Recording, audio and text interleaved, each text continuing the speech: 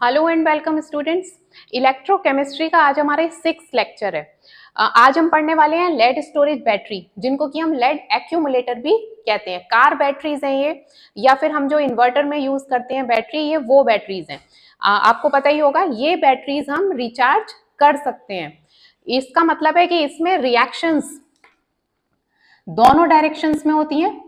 Reactions are possible in both directions, possible in forward and backward reaction, backward direction too.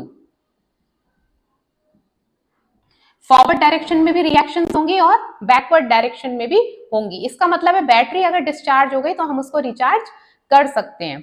ठीक है, तो इसका मतलब है हम इसको क्या कहेंगे, रिवर्सिबल बैटरीज। रिवर्सिबल बैटरीज मैंने आपको प्रीवियस लेक्चर में बताया था लेक्लांचे सेल, जिसमें हमने पढ़े थे ड्राई सेल या लेक्लांचे सेल। वो कैसे सेल थे, इरिवर्सिबल बैटरीज थे वो, या इरिवर्सिबल सेल थे। यहाँ पर सेल और बैटरी मैं बार बार यूज कर रही हूँ। सेल्स को अगर सीरीज में कनेक्ट कर दिया जाए तो उसी को हम बैटरी कहते हैं। ठीक है, तो हाँ, कई जगहों पर हम बैटरी को सेल कह देते हैं या फिर सेल को बैटरी कह देते हैं, तो उसमें कोई प्रॉब्लम नहीं है। लेकिन आपको पता होना चाहिए कि अगर बैटरी वर्ड यूज किया जा रहा है, इसका मतलब सेल्स को या तो सीरीज में या फिर पैरेलल उनको अरेंज किया गया है, तो दैट इज कॉल्ड बैटरी। ठीक है, तो इतना क्लियर हो गया होगा आपको। जो लेड स्टोरेज बैटरी और लेड एक्यूमुलेटर की हम बात कर रहे हैं, कार बैटरीज हैं ये, या फिर इन्वर्टर में यूज होने वाली बैटरीज हैं, रिचार्जेबल होती हैं, रिचार्ज किया जा सकता है इनको। क्यों किया जा सकता है, क्योंकि इसमें रिएक्शंस फॉरवर्ड डायरेक्शन में इस तरह से और बैकवर्ड डायरेक्शन में, दोनों डायरेक्शंस में इनमें रिएक्शंस होती हैं। तो अगर बैटरी डिस्चार्ज हो गई तो हम उसको रिचार्ज कर सकते हैं। आगे हम रिएक्शंस के थ्रू पढ़ेंगे कि किस तरह इनको रिचार्ज कर सकते हैं। तो इतना basic introduction I think clear हो गया होगा। Reactions are possible in both directions, so these are called reversible batteries. ये होती हैं हमारी कार बैटरीज। ठीक है, अब इसका कंस्ट्रक्शन समझ लेते हैं। कंस्ट्रक्शन में आपको पता होगा बैटरीज जो है हमारी, इसमें एक तो एनोड होगा, कैथोड होगा और इलेक्ट्रोलाइट भी यूज किया जाता है। ठीक है, और हमारी जो बैटरीज है उनका काम क्या होता है, ये सब हम प्रीवियस लेक्चर में पढ़ चुके हैं। या तो केमिकल रिएक्शंस हो रही होंगी और उनको हम कन्वर्ट करेंगे किसमें, इलेक्ट्रिकल एनर्जी में। जैसे कि हमने पढ़ा था गैल्वेनिक सेल में, केमिकल रिएक्शन से हमें क्या मिल रहा था, इलेक्ट्रिक करंट। या फिर क्या होगा, इलेक्ट्रोलिटिक सेल्स में क्या होता है, इलेक्ट्रिकल एनर्जी प्रोवाइड कराई जाएगी और क्या होंगी, केमिकल रिएक्शंस। तो मतलब इलेक्ट्रिकल एनर्जी को हम कन्वर्ट कर सकते हैं केमिकल एनर्जी में, या फिर केमिकल एनर्जी को इलेक्ट्रिकल एनर्जी में। तो इसमें देखते हैं इसमें क्या होता है। इसका कंस्ट्रक्शन आप यहाँ पर समझ सकते हैं। एक इबोनाइट का केस है, इन्वर्टर बैटरी सबने देखी होगी। इबोनाइट का केस है, उसके अंदर ये प्लेट्स अरेंज होती हैं, इस तरह की प्लेट्स। अगर मैं इसको और सिंप्लीफाई करके इसकी स्ट्रक्चर बनाऊं तो इस तरह से आप बना सकते हैं। ये इस तरह की प्लेट्स होती हैं, बहुत सारी अरेंज होती हैं इस तरह से। ठीक है, ऐसी बहुत सारी प्लेट्स अरेंज होंगी उसमें, जिसमें कुछ प्लेट्स काम करेंगी कैथोड का और कुछ काम करेंगी एनोड का। तो पहले यहाँ पर ये वाली स्ट्रक्चर आप समझ लीजिए। ये जो मैंने बना रखी है, इबोनाइट का केस है। यहाँ पर ये एनोड है, ये प्लेट, इसको मैंने एनोड लिखा है, और इधर वाली प्लेट को कैथोड। जो एनोड है हमारा, that is made up of lead, P B. ठीक, और कैथोड जो है ये भी लेड का ही बना हुआ है, बट इसके ऊपर, कैथोड के ऊपर एक लेड ऑक्साइड की एक लेयर है, एक परत है। तो हम कह सकते हैं कि हमारा एनोड लेड का बना हुआ है और हमारा कैथोड लेड और लेड ऑक्साइड दोनों से मिलकर बना है। लेड के ऊपर ही लेड ऑक्साइड की एक लेयर होगी, बीच में यहाँ पर एक माइक्रोपोरस पॉलीइथाइलिन की लेयर है इन दोनों इलेक्ट्रोड्स के बीच में। और एज एन इलेक्ट्रोलाइट यहाँ पर लिया जाता है H2SO4 सल्फ्यूरिक एसिड, जो कि 38% सल्फ्यूरिक एसिड है, या हम कह सकते हैं 5 मोलर कंसेंट्रेशन का सल्फ्यूरिक एसिड है, क्योंकि जो बैटरी की परफॉर्मेंस है वो इसकी कंसेंट्रेशन पर डिपेंड करती है। ठीक है, तो ये हमारा सल्फ्यूरिक एसिड हो गया यहाँ पर। अब क्योंकि इसमें सल्फ्यूरिक एसिड लिया जाता है तो इसको बहुत इस तरह से बनाया जाता है इस बैटरी को कि कहीं से जो एसिड है ये लीकेज ना हो इसमें से। ठीक है, तो ये इस तरह से इबोनाइट केस के अंदर ले लिया है। यहाँ पर एक ये होल होता है, इसको हम यहाँ से वाटर ऐड कर सकते हैं, फॉर वाटर, ठीक है, ओपनिंग है ये for water, opening for water, ठीक है। तो ये इस तरह की स्ट्रक्चर इसकी कुछ इस तरह की होती है।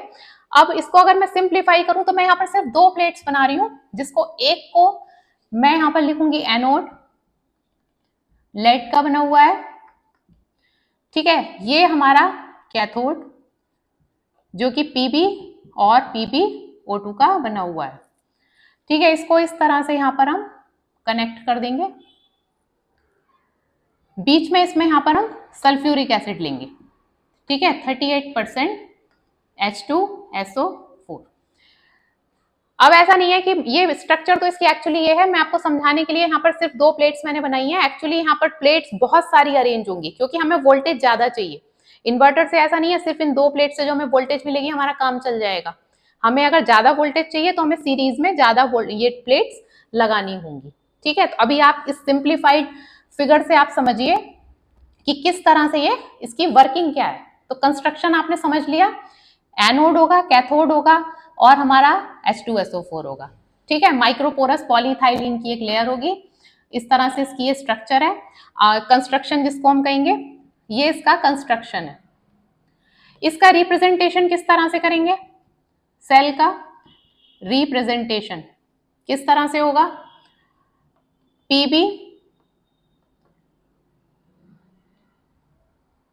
PbSO4, अभी समझेंगे आगे, H2SO4 5m, ठीक है, PbO2 PbSO4। इस तरह से हम इसे इसका कंस्ट्रक्शन, इसका जो रिप्रेजेंटेशन है हम इस तरह से कर सकते हैं लेड एक्यूमुलेटर का, ठीक है। अब समझते हैं इसका जो है हमारी वर्किंग, इसकी जो प्रोसेस है इसमें क्या क्या रिएक्शंस होंगी वो देख लेते हैं।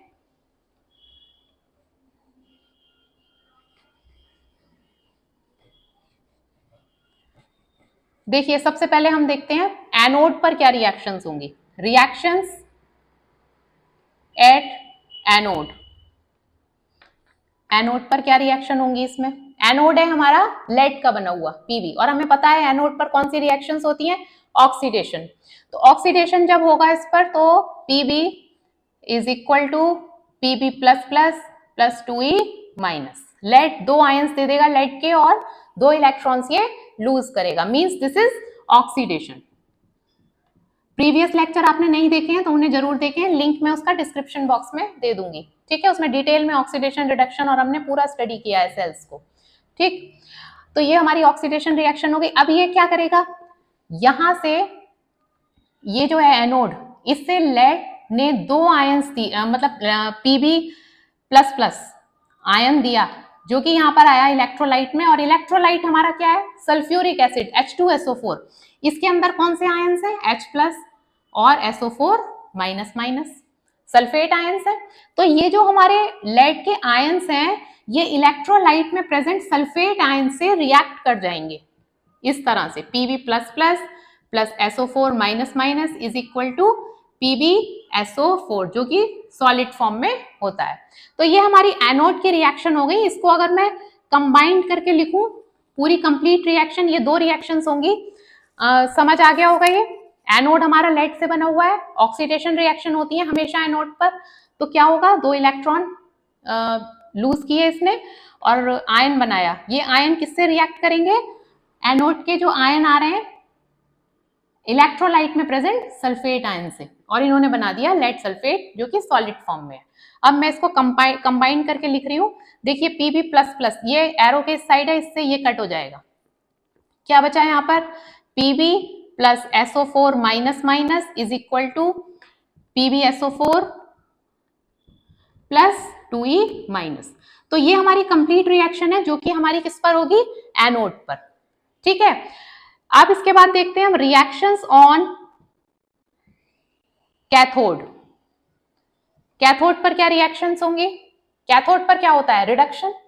रिडक्शन मींस एनोड पर जो इलेक्ट्रॉन लूज किए गए कैथोड पर वो पिक कर लिए जाएंगे, इसी को तो रिडक्शन कहते हैं, इलेक्ट्रॉन्स को गेन कर लेना, ठीक है। तो देखिए क्या रिएक्शंस होंगी इस पर कैथोड पर। कैथोड पर हमें पता है क्या क्या है, कैथोड पर हमारे कैथोड हमारा पीवी से बना हुआ है और इस पर PbO2 की लेयर है। तो PbO2 प्लस किससे रिएक्ट करेगा, सल्फ्यूर, जो इलेक्ट्रोलाइट में सल्फ्यूर, हमारा इलेक्ट्रोलाइट क्या है सल्फ्यूरिक एसिड, उसमें जो H प्लस आयंस हैं इनसे रिएक्ट करेगा। 4H plus plus 2E minus is equal two electron लेगा ये। मैंने कहा कैथोड पर कौन सी रिएक्शन हो रही है, रिडक्शन। तो क्लियर है, इलेक्ट्रॉन पिक करे जाएंगे इसमें लूज किए गए, इसमें ये इलेक्ट्रॉन पिक किए जाएंगे। और ये 4H प्लस कहां से आया, H प्लस बैलेंस करके हम 4H प्लस हो जाता है। ये H प्लस कहां से आया, सल्फ्यूरिक एसिड का, इलेक्ट्रोलाइट का। ठीक है, तो ये रिएक्शन क्या होगी, Pb plus plus plus 2H2O। अब ये फिर से हमें लेड के आयंस मिल गए कैथोड पर, ये आयंस फिर इलेक्ट्रोलाइट में प्रेजेंट सल्फेट आयन से रिएक्ट कर जाएंगे। तो Pb plus plus plus SO4 minus minus is equal to PbSO4। Solid में है ये, सॉलिड फॉर्म में ये बन गया। ठीक है, ये रिएक्शन हो गई। अब मैं अगर कैथोड की रिएक्शंस को कंबाइन करके लिखूं तो क्या होंगी, ये Pb प्लस प्लस से ये कट हो जाएगा, क्या बचा, PbO2 प्लस 4H plus plus SO4 minus minus plus 2E minus is equal to ये बचा PbSO4 प्लस 2H2O। क्लियर है, ये रिएक्शंस क्लियर होंगी। एनोड पर ऑक्सीडेशन और कैथोड पर रिडक्शन हो रहा है और इसमें रिएक्शंस सल्फ्यूरिक एसिड के साथ भी हो रही है, जो सल्फ्यूरिक एसिड में आयंस हैं, हाइड्रोजन आयंस और सल्फेट आयंस के साथ भी ये रिएक्ट कर रहा है। तो ये हो गई हमारी कैथोड की रिएक्शन। ठीक है, अब अगर हम इसकी नेट सेल रिएक्शन लिखें तो क्या होगी, नेट सेल रिएक्शन क्या होगी अगर हम कंबाइन करके लिखें इस रिएक्शन को और इस रिएक्शन को। देख लेते हैं, कुछ कॉमन तो नहीं है, Pb plus SO4 minus minus कहीं नहीं है, तो लिख लेते हैं Pb plus PbO2 plus SO4 minus minus, ये भी है SO4 माइनस माइनस, तो 2SO4 minus minus plus 4H plus और 2E माइनस यहां पर है और ये 2E है, ये कैंसिल हो जाएगा। ठीक है, तो 4H plus is equal to, यहां पर हम ये डबल एरो लगाएंगे क्योंकि रिएक्शन फॉरवर्ड डायरेक्शन में भी हो रही है और बैकवर्ड भी। मैंने आपको बताया ये सब रिएक्शंस फॉरवर्ड और बैकवर्ड दोनों डायरेक्शंस में होंगी। ठीक है, क्या बनी रिएक्शन, क्या बना प्रोडक्ट, PbSO4 और यहां पर भी PbSO4, तो ये हो गया 2PbSO4 प्लस 2H2O। ठीक है, तो ये इस तरह से रिएक्शन हुई। अब आपको एक चीज यहां पर समझनी है कि ये तो हमारी नेट सेल रिएक्शन हो गई, ये वाली, ये हमारी है नेट सेल रिएक्शन जो हमारे लेड एक्यूमुलेटर या लेड स्टोरेज बैटरी में होगी। ठीक है, अब जैसे जैसे ये रिएक्शन होगी फॉरवर्ड डायरेक्शन में जब ये रिएक्शन हो रही है तो हमारी जो एनोड है जो कि लेड का बना हुआ है ये यहां से डिसॉल्व होने लगेगा, क्योंकि यहां से लेड आयंस की फॉर्म में इलेक्ट्रोलाइट में आ रहा है, आयंस की फॉर्म में इलेक्ट्रोलाइट में उतर रहा है। ठीक है, तो ये यहां से डिसॉल्व होने लगेगा। ऐसे यहां पर होगा जो PbO2 की लेयर है कैथोड के ऊपर PbO2 की लेयर है, ये भी गायब होने लगेगी जैसे जैसे हमारी रिएक्शन प्रोसीड करेगी। ठीक है, होती रहेगी हमारी बैटरी जैसे जैसे यूज में आती रहेगी, तो ये यहां से डिसॉल्व होने लगेगा और PbO2 की लेयर गायब होने लगेगी। उस कंडीशन को हम कह देंगे क्या, कि हमारी बैटरी क्या हो गई है, हमारे जो लेड स्टोरेज बैटरी है ये डिस्चार्ज हो गई है।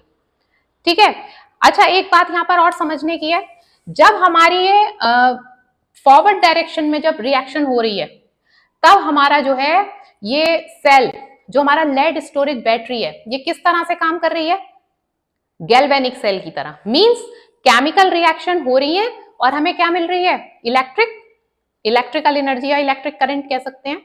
केमिकल रिएक्शन से क्या मिल रही है, इलेक्ट्रिकल एनर्जी मिल रही है। ठीक है, ये हमारी फॉरवर्ड डायरेक्शन में चल रही है, ये जैसे ये नेट सेल रिएक्शन है ये चल रही है, ये सब मिल रहा है हमें और हमारी बैटरी काम कर रही है। ठीक है, एक स्टेज ऐसी आई जैसे मैंने बताया आपको, ये डिसॉल्व होने लगेगा, यहां से PbO2 गायब होने लगेगा, बैटरी हमारी डिस्चार्ज हो जाएगी। अब क्या करना होगा हमें, एक एक्सटर्नल पोटेंशियल लगाना होगा। ठीक है, एक्सटर्नल पोटेंशियल मैं यहां पर बना देती हूँ, ये थोड़ा सा क्लियर करने के लिए। ये यहाँ पे हमने एक्सटर्नल पोटेंशियल लगाया और इस बैटरी को हमने क्या दिया, इलेक्ट्रिक करंट। करंट जब हम देंगे तो इसमें केमिकल रिएक्शंस क्या हो जाएंगी, बैकवर्ड डायरेक्शन में, बैकवर्ड डायरेक्शन में होने लगेंगी। ये जो भी रिएक्शंस हो रही थी, अगर यहाँ पर हमें PbSO4 मिल रहा था तो अब क्या होगा, ये वापस से हमें लेड आयन और सल्फेट आयन दे देगा। अगर यहाँ पर ये इलेक्ट्रॉन्स पिक हो रहे थे और हाइड्रोजन आयन ले रहा था, तो अब क्या होगा, लेड आयंस और वाटर मिलकर ये वापस से PbO2 देने लगेंगे। मतलब रिएक्शन सब क्या होंगी, ये बैकवर्ड डायरेक्शन में होने लगेंगी। तो मेरा कहने का मतलब ये है कि जब रिएक्शंस फॉरवर्ड डायरेक्शन में हो रही है तो हमारी जो बैटरी है वो काम कर रही है किसकी तरह, गैल्वेनिक सेल की तरह। जैसे कि आपने अगर पढ़ा होगा प्रीवियस लेक्चर में, गैल्वेनिक सेल में यही हो रहा था, केमिकल एनर्जी कन्वर्ट हो रही थी इलेक्ट्रिकल एनर्जी में। अब हमने क्या किया, बैटरी हमारी डिस्चार्ज हो गई, फॉरवर्ड रिएक्शंस हो चुकी, हमारी बैटरी डिस्चार्ज हो गई, अब वो काम नहीं कर रही। अब हमें जरूरत क्या पड़ी, उसको रिचार्ज करने की। तो रिचार्ज जब हम करेंगे तो क्या करेंगे, एक्सटर्नल पोटेंशियल लगाएंगे उसे। आपने देखा भी होगा इन्वर्टर की बैटरी जब डिस्चार्ज हो जाती है तो क्या होता है, हमें उसको भेजना पड़ता है कि उसको रिचार्ज करने के लिए। तो वहां क्या किया जाता है, उन शॉप्स पर एक्सटर्नल पोटेंशियल लगाया जाता है। ठीक है, और क्या करते हैं, वो वापस से इसकी केमिकल रिएक्शन कराते हैं। तो बैकवर्ड डायरेक्शन में रिएक्शन हुई, मतलब इलेक्ट्रिकल एनर्जी EE से हमें अब हो रही है केमिकल एनर्जी में कन्वर्ट। तो इलेक्ट्रिकल एनर्जी अगर केमिकल एनर्जी में कन्वर्ट हो रही है तो हम उसको क्या कहते हैं, इलेक्ट्रोलिटिक सेल। अगर केमिकल एनर्जी इलेक्ट्रिकल एनर्जी दे रही है तो हम कहते हैं गैल्वेनिक सेल, और अगर इलेक्ट्रिकल एनर्जी दे रही है केमिकल एनर्जी तो हम उसको कहेंगे इलेक्ट्रोलिटिक सेल। तो यहां पर क्या समझ में आया आपको, फॉरवर्ड डायरेक्शन में जब तक रिएक्शन हो रही थी हमारी बैटरी में, तो हमारी बैटरी किसकी तरह काम कर रही थी, गैल्वेनिक सेल की तरह। अब जब हमने एक्सटर्नल पोटेंशियल लगाया, अब केमिकल रिएक्शन वापस से स्टार्ट हो गई। अब हमें क्या रिचार्ज करने के लिए हमने लगाया उसको, तो केमिकल रिएक्शन होंगी बैटरी के अंदर। तो अब हमारी बैटरी काम कर रही है इलेक्ट्रोलिटिक सेल की तरह। ठीक है, अब हमारी बैटरी इलेक्ट्रोलिटिक सेल की तरह काम कर रही है जब उसमें केमिकल रिएक्शंस कंप्लीट हो जाएंगी। मतलब जैसे मैंने कहा ये गायब होगी यहाँ से, जो यहाँ पर लेड की जो ये है प्लेट, ये यहाँ से डिसॉल्व होने लग गई, अब ये वापस से फॉर्म हो जाएगी। PbO2 की जो लेयर है जो गायब हो गई थी, ये वापस से अपीयर हो गई। तो इसका मतलब है हमारी केमिकल रिएक्शंस हो गई और उन्होंने हमारी बैटरी को फिर से काम करने लायक बना दिया। आया समझ में इतना? आई रिपीट, जब हमारी फॉरवर्ड डायरेक्शन में रिएक्शन हो रही है, गैल्वेनिक सेल की तरह हमारी बैटरी काम कर रही है, उसमें केमिकल रिएक्शन से हमें इलेक्ट्रिक करंट मिल रहा है, इन्वर्टर से हमें इजीली इलेक्ट्रिक करंट मिल रहा है। ठीक है, अब बैटरी डिस्चार्ज हो गई, हमने उसको शॉप पर भेजा रिचार्ज करने के लिए। उन्होंने क्या किया, एक्सटर्नल पोटेंशियल लगाया और उसको रिचार्ज कर दिया। तो सिंपल में तो हम कहेंगे रिचार्ज कर दिया, लेकिन अगर आप साइंटिफिकली देखो तो क्या किया उन्होंने, एक्सटर्नल पोटेंशियल लगाया और उसमें केमिकल रिएक्शन स्टार्ट करा दी। तो हमारे एनोड और कैथोड फिर से पहले जैसे हो गए और हमारी बैटरी फिर से काम करने लायक बन गई। ठीक है, तो ये वो बैटरीज होती हैं जो रिचार्ज हो जाती हैं। तो बहुत अच्छी बैटरीज हैं, इन्हें जो है बार बार रिचार्ज कर सकते हैं, इस तरह से इनमें सेल रिएक्शंस होंगी। ठीक है, अच्छा इनका जो पोटेंशियल है वो क्या होगा, जो एनोड पर पोटेंशियल क्या होगा और कैथोड पर क्या होगा। तो इसमें जो एनोड पर पोटेंशियल है, एनोड पर दैट इज, या मैं लिखूंगी इसको E0 एनोड, इसको हम लिखेंगे, इसका पोटेंशियल हम कैसे लिखेंगे, E0 कैथोड। तो E0 कैथोड जो है वो होता है प्लस 1.0576। ठीक है, या इसका पोटेंशियल आप लिखिए 1.0685। ठीक है, ये होता है इसका पोटेंशियल। और जो E0 एनोड है दैट इज -0.356।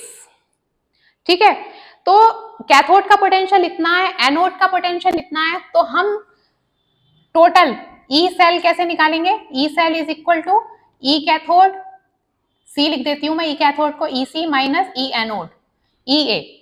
तो माइनस कर देते हैं इसको, देखिए ई कैथोड हमने पुट किया प्लस 1.0685 और यहाँ पर माइनस, और ये फिर माइनस में है माइनस 0.356, तो प्लस कर देंगे इसको, क्या हो जाएगा ये plus 1.0685 plus 0.356 that is plus 2.04 volt.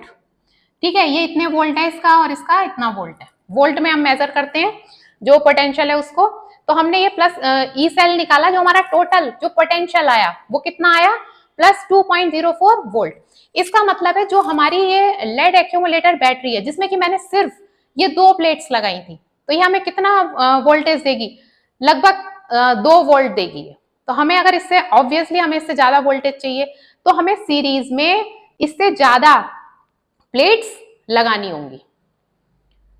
ठीक है, इससे ज्यादा प्लेट्स लगानी होंगी तभी हमें उतनी रिक्वायर्ड जो वोल्टेज है वो हमें मिलेगी। तो इससे हमें कितना आया 2 वोल्ट। अब जैसे जैसे ये रिएक्शंस प्रोसीड करेंगे, इतना आपको क्लियर हो गया होगा, बैटरी डिस्चार्ज होगी, गैल्वेनिक सेल की तरह काम कर रही थी, फॉरवर्ड डायरेक्शन में हमें इलेक्ट्रिक करंट मिल रहा था।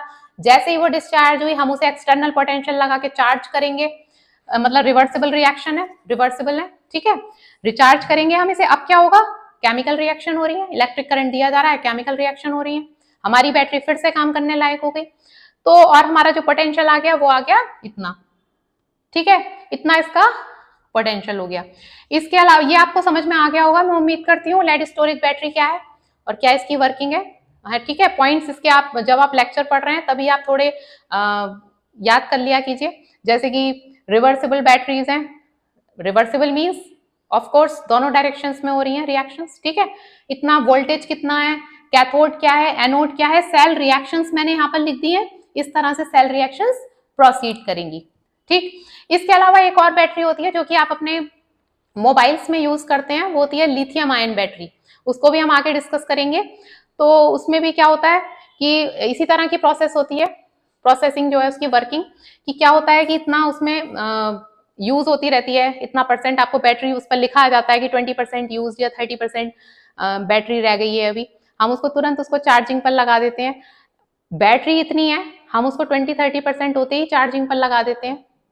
ठीक है, तो इससे क्या होता है, बैटरी की शेल्फ लाइफ कम हो जाती है। ठीक, जैसे कि स्मार्टफोन में 3000 mAh की बैटरी आती है। mAh क्या है यहाँ पर, मिली एम्पियर आर। ठीक है, अब तो और भी ज्यादा की आ रही हैं, 5000 mAh की बैटरीज आ रही हैं। तो जब इतना उसकी डिस्चार्ज होते ही हम चार्जिंग पर लगा देंगे तो हमारी ये बाकी की बैटरी काम में आती ही नहीं और बैटरी की शेल्फ लाइफ घट जाती है। तो जब भी हम अपना मोबाइल यूज करें तो बैटरी को थोड़ा सा उसको डिस्चार्ज होने दें, उसके बाद ही लगाएं, तो हमारी जो बैटरी की जो लिथियम आयन बैटरी है उसकी शेल्फ लाइफ बढ़ जाती है। ठीक है, तो फॉर द नॉलेज मैंने आपको यहाँ पर बता दिया। आज का हमारा टॉपिक लेड स्टोरेज बैटरी यहीं पर खत्म हो जाता है। आई होप आपको समझ आया होगा। अपने नेक्स्ट लेक्चर में मिलते हैं नए टॉपिक के साथ। Thank you.